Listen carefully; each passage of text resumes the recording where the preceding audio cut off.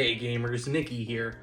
There's a lot going on that I just want to quickly talk about. As you can see, my shelf is totally stripped, and I'm going to be moving to Atlanta, so video output's going to be a little bit on the slow end. And see that you can probably notice I'm not wearing my iconic red Hawaiian shirt. Well, I didn't wear it last video either, and that's because it's all packed up. But that's not all. I also want to do a little bit of a response video, because I made quite a spicy video last time that I got a lot of feedback from regarding my thoughts on Pokemon Diamond and Pearl. So, to clarify, the reason why I made that video is because recently I've been playing Brilliant Diamond and Shining Pearl with Taylor, who's my girlfriend, and we've been noticing quite a lot of things. And I want to start reading off a comment that I received, and it says this: Pokemon Diamond and Pearl introduced Honey Tree Mechanic, the Underground, the Pal Park, Wild Pokemon Chains, the Poketch, several evolutions for old Pokemon, and Super Contests. Who fucking cares? I literally mean that. Like, who cares? To me, that sounds like the most selling point that Game Freak would try and say. Like, guys, you can make curry. You can make sandwiches. The Pokedexes wrote them. It doesn't, who cares? Like, okay, the first thing is the Honey Tree. Cool. So you can keep finding a male Combee every, 500 times, then occasionally find a female one, realize Vespiquen's not that good of a Pokemon, and never find a Munchlax. That's what it is. Have fun resetting your Nintendo DS. The Pal Park, I literally had to look up what that was, because I had no idea. It's literally, it's the worst Pokemon Heart Gold. You run around with, a select few Pokemon? Huh? I'm surprised. When I did my mic drop and I said Cynthia's theme is mid, I also said the Underground's boring, and no one touched on that. It is boring, and yeah, they introduced it in this game. There's a reason they never reintroduced it. Yes, they gave new evolutions to old Pokemon. When can you get them? When you don't care. I'm sorry, but at the end of the day, Pokemon's an RPG. So as soon as I beat Cynthia, I don't fucking care. Yes, there's a post-game. Don't care. I could do it. It's sort of like whenever I played Omega Ruby and Alpha Sapphire, I loved playing that game, and once I beat it, I wanted to play the Delta episode. This, I don't care. I don't want to go to that extra island. I don't. There's nothing pushing me. It's, you can do it if you're that much of a loser. But I mean, that's where you do it, right? You want to get Dusknoir? Post-game. You want to get Electivire? Post-game. How about Magmortar? Post-game. But let's talk more about how this game plays, especially in comparison to Scarlet and Violet, because that's the most recent one. And it's also the most vastly different, because in Scarlet and Violet, it's definitely you choose where you want to go. But it's not just that. You also choose how you want to play. And that's the thing a lot of people don't talk about whenever they think about this piece of shit. Oops. It dimmed on me. This game's routes literally feel like a fucking labyrinth on the back of a kid's menu, like it does. Stupid little maze. Because that's what you do. You follow the one tiles, and guess what? There is a Pokemon trainer on each of the four corners that you have to fight. Mandatory. It's just you walk this way, you turn, you walk this way, battle. You walk back this way, battle.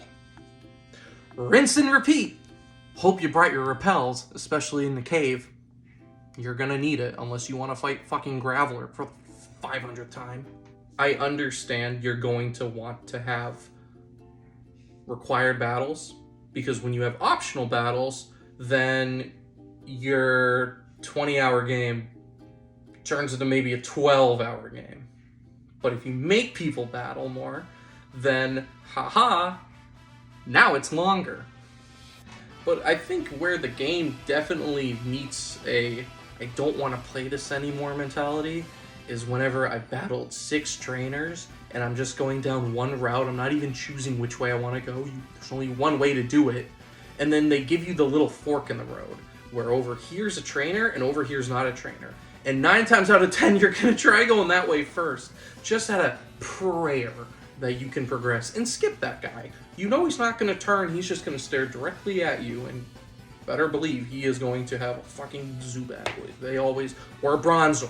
They always have Bronzor.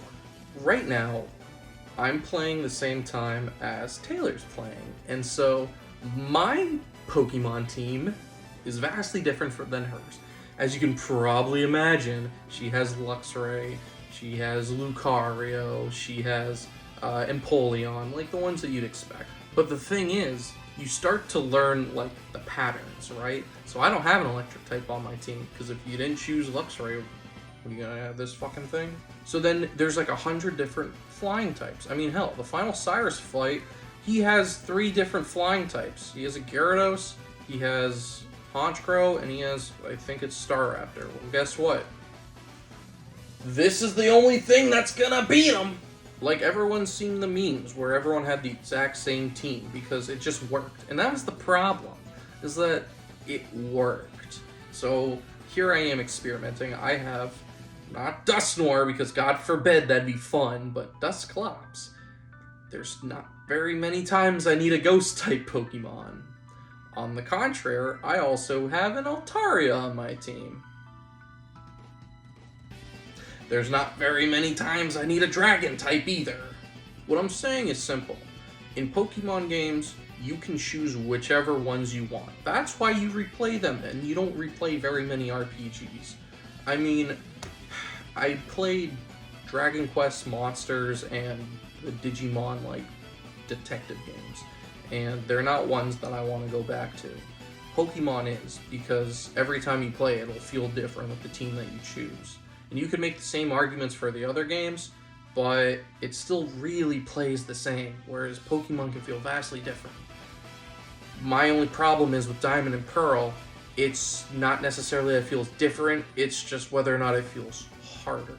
That's how this feels. Oh, you want to breeze through it? Okay, you have your starter, you have the bird that's going to be really good at the end, you have Luxray on Route 3, so here you go. While I'm at it, just pick up a little fucking pacifier and a Pokeball over there. Oh look, Garchomp, cool. Now I've got one last thing to say, and I know that these remakes have been shitted on to death, and I've been genuinely just talking about Diamond and Pearl in a total, not just the remake. But if I have to say one thing for the remake, that yes, it's been preached upon, but you can't make games that rely on tile-based grids have 3D movements. It just doesn't work, because what do you think happens? Well, I'll tell you. You have so many times where it goes in a grid, because obviously on the DS, you hit down and you move tile to tile to tile, whereas here, it moves free range, and when you think you want to go one direction, you wind up going another. Just like if I hit down, but I'm a little bit off-centered, then I'm gonna leave the Indigo League.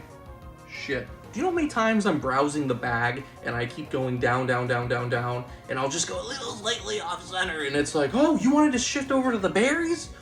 No, I don't want to shift over to the berries! I keep seeing the same thing, and it's correct. It's saying, yep, that's Diamond and Pearl, play Platinum. Yeah. That's Diamond and Pearl, play Platinum. No one says, yeah, that's Ruby and Sapphire, play Emerald. No, because you can play Ruby and Sapphire and not have a goddamn problem in the world. Diamond and Pearl suck. On a lighter note, Cyrus's theme. You know, that one kind of bangs.